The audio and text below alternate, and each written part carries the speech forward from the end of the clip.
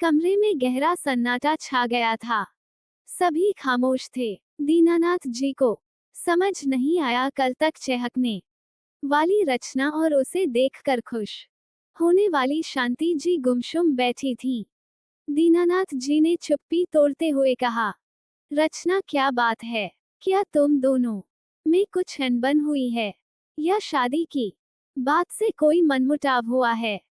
रचना ने एक नजर माँ की ओर देखा और फिर मुस्कुराकर पापा से कहा, पापा कुछ नहीं, बस थोड़ी तबीयत ढीली हो रही थी। बताइए क्या कह रहे थे आप? बेटी का जवाब सुनकर दीनानाथ जी पूरी तरह आश्वस्त हो गए थे कि कोई बात नहीं है। शांति जी बिना कुछ बोले रसोई में जाकर काम में लग गईं। रचना ने पापा को दवाई दी। नींद की गोली होने के कारण वे कुछ ही देर में गहरी नींद में सो गए। रचना मम्मी के पास किचन में गई, लेकिन वे चुपचाप अपने काम में लगी हुई थीं। रचना ने माँ का हाथ पकड़ और उन्हें अपनी ओर करके बोली, मम्मी मैं जानती हूँ मैंने आपका बहुत दिल दुखाया है, लेकिन मैं क्या करूँ, मुझे भी नहीं पता कि ये सब कब हो गया। मैं जब कॉलेज गई थी तो किसी से बात भी नहीं करती थी, लेकिन न जाने कब सचिन मेरी जिंदगी में आ गया। शांति जी ने कहा, रचना तुझे ये समझ नहीं आया कि हम कैसे माहौल में रहते हैं। ये शहर नहीं है कि तुम कुछ भी करो, यहाँ समाज के साथ चलना पड़ता है। तेरे पिता एक अध्यापक हैं, तुझे पता है उनकी कितनी इज्जत है गांव में। रचना ने माँ को चटाई पर बैठाया और कहा, मम्मी आपको मेरा साथ देना होगा। मुझे आप पर पूरा भरोसा है। मेरी मदद करो, किसी तरह पापा को मना लो। अगर मेरी शादी सचिन से नहीं हुई तो हम दोनों जान दे देंगे। ये हम पहले ही सोच चुके हैं। रचना की बात सुनकर शांति जी अंदर से कांप गईं। हे भगवान, इस लड़की ने ये सब क्या कर डाला है। रचना अपनी मम्मी की गोद में सिर रखकर लेट गई। वो अब सब कुछ हो जाने के लिए बेताब थी। कहीं न कहीं वह स्वार्थी हो चली थी। वह अब सचिन को छोड़कर अपने माता पिता और गांव वालों के लिए कोई कुर्बानी नहीं देना चाहती थी। शांति जी रचना के बालों को सहला रही थीं। शायद कल के चांटे के निशान उनके दिल पर अभी तक छपे थे। उन्होंने रचना से कहा, बेटी एक बार फिर सोच ले, कहीं ऐसा ना हो हम कहीं के न रहें। अगर उस लड़के ने तुझे धोखा दे दिया तो क्या होगा यहाँ गांव में, तो हम सबको जानते हैं।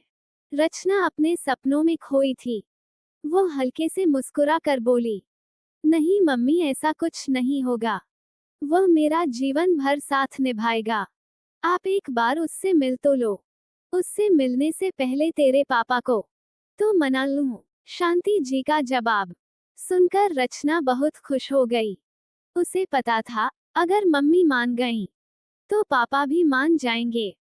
तभी गिलास गिरने की आवाज से दोनों चौंक गईं। दोनों भागकर दीनानाथ जी के कमरे में पहुंची।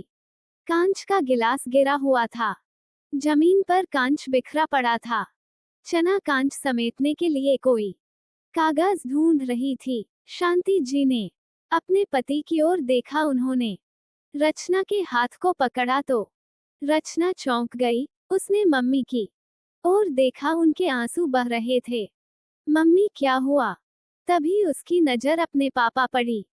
गुस्से से तमतमाया हुआ चेहरा, आंखों में आंसू भरे हुए वे शांति जी को घूर रहे थे। शांति जी उनके पास आई, उनका हाथ अपने हाथ में लेकर बोली, आप गुस्सा ना करें, आपकी तबीयत खराब हो जाएगी। भगवान के लिए गुस्सा न करें।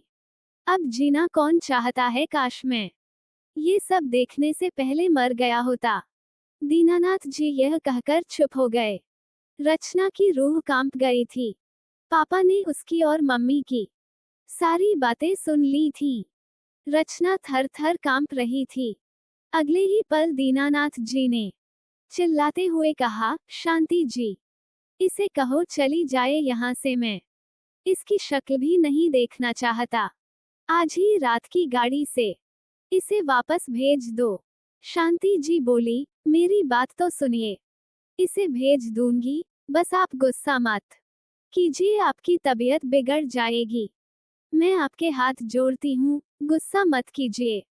रचना तू अभी यहाँ से चली जा, अपनी किसी सहेली के। शांति जी ने गुस्से में रचना को कहा। रचना चुपचाप घर से बाहर निकल कर अपनी सहेली आशा के घर पहुंच गई। वह अकेली थी, उसे रचना के बारे में सब पता था। आशा ने रचना को देखा और बोली, क्या हुआ, सब ठीक है न? मुझे लग रहा है कि तेरे घर पर सब पता लग गया। रचना के आंसू आ गए। वह बिना कुछ बोले आशा के गले लग गई और फूट फूट कर रोने लगी।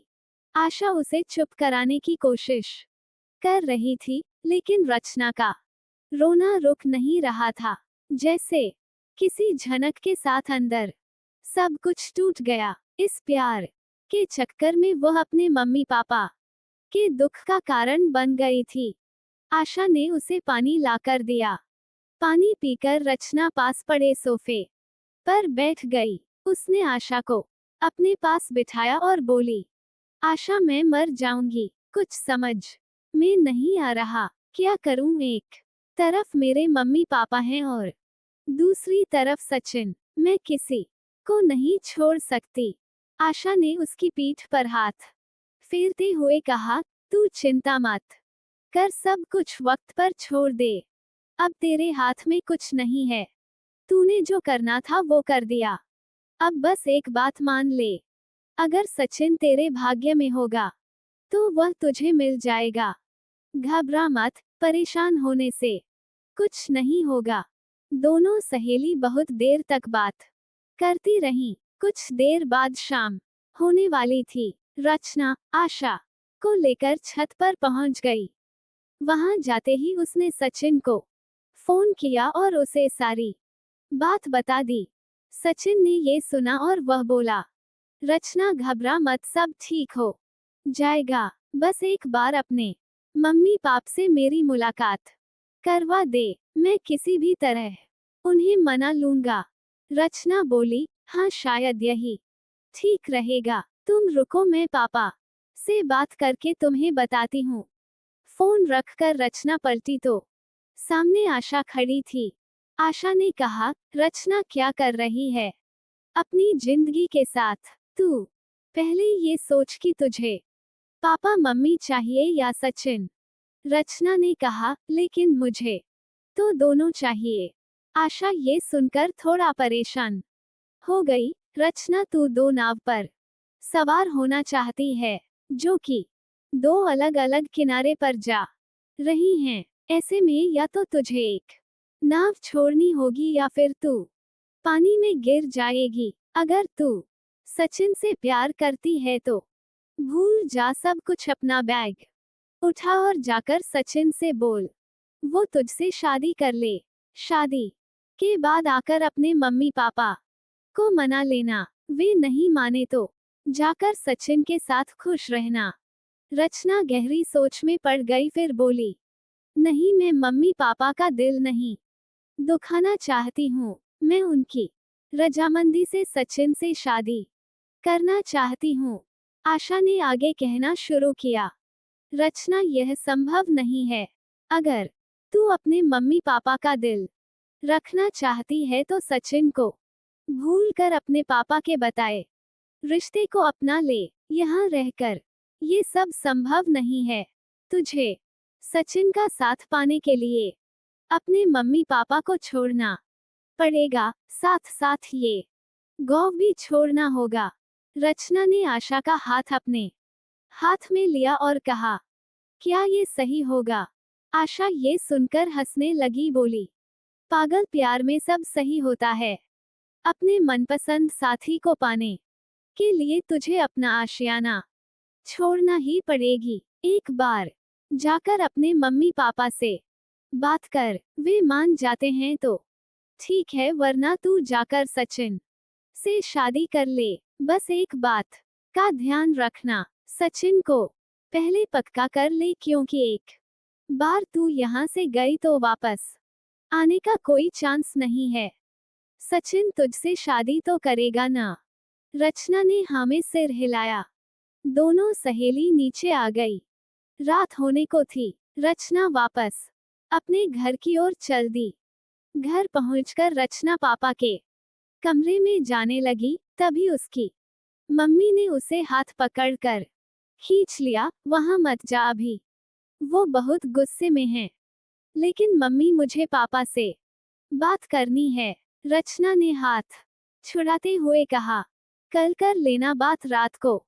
उन्हें आराम करने दे, शायद कल तक उनका गुस्सा कम हो जाए। अभी तो वो तेरी एक भी बात नहीं सुनेंगे। मैं तुझसे भीख मांगती हूँ। उनका होठ पहले ही बहुत कमजोर है। रुक जा। शांति की आंखों में गुस्सा और नफरत साफ नजर आ रही थी। रचना अपने कमरे में जाकर पलंग पर लेट गई। कुछ देर बाद सचिन का फोन आया, लेकिन रचना ने फोन काटकर उसे मैसेज कर दिया कि कल बात करेंगे। अब तो बस उसे कल का इंतजार था। यह कल उसके आने वाले जीवन के लिए निर्णायक होने वाला था। अगला भाग आपके लिए जल्दी ही लेकर आएंगे। और आपको स्टोरी पसंद आई हो तो आप हमारे चैनल को सब्सक्राइब करें और लाइक और कमेंट करके बताएं।